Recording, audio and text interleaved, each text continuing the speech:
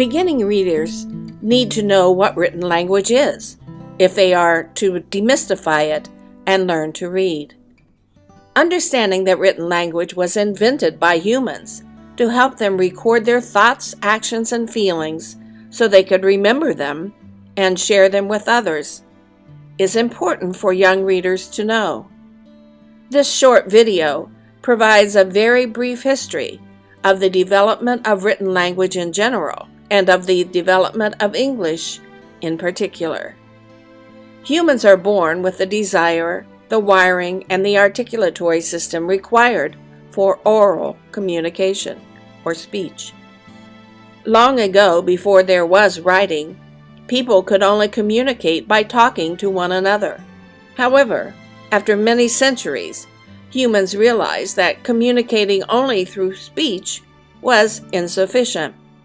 After all, how was one to communicate with others who were not present? How could one possibly pass down all of the stories and other accounts for future generations to prosper from and enjoy? How could one keep records of who owed what to whom?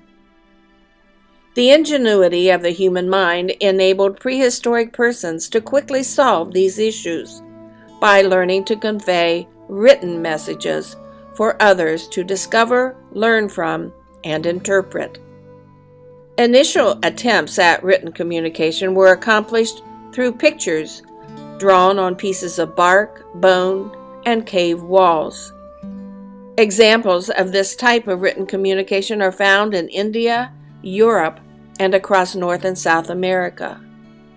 The sole purpose of early picture writing was a practical one: to record events and thoughts through pictures for others to decipher.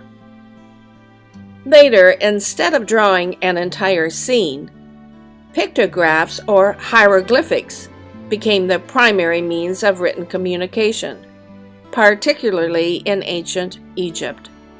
A pictograph is a symbol that represents a word or complete sentence. Ideograms are another example of early written communication used among the ancient Chinese. Ideograms are simpler drawings that less closely resemble the object they represent. Many of these early Chinese ideograms are still used, but writing with ideograms or hieroglyphics was tedious and difficult because there were thousands of symbols to learn. Alphabetic writing originated when the ancients began to use symbols to represent the individual sounds of a language. Although each language conveys meaning through a combination of different spoken sounds, the number of individual sounds in each language is relatively small compared to the many ancient ideograms required to communicate through writing. Although the symbols differ among the various world languages, each symbol in an alphabet represents a sound used to form spoken words in the language.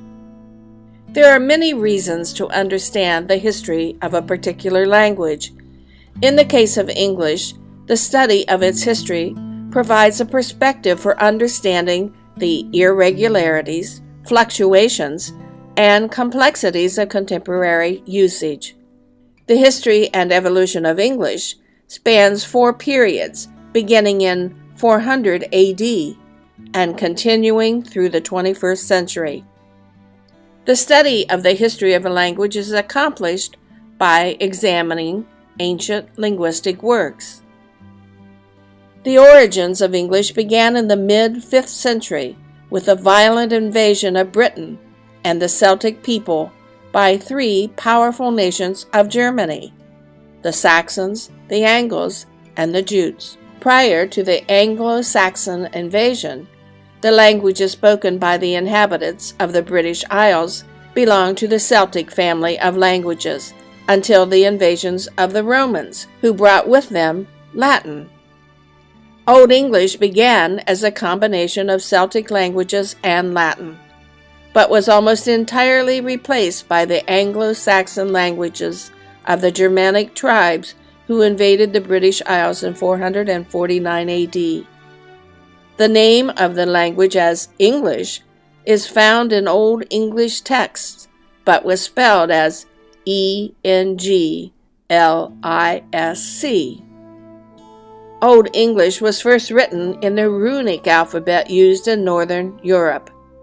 The runic alphabet consists of 24 letters and was written horizontally in either direction. The chief literary work of this period was the heroic poem Beowulf, although Old English poetic manuscripts contained no titles. Titles were added by editors, usually in the 19th century. Most of the literary works from this time were written anonymously.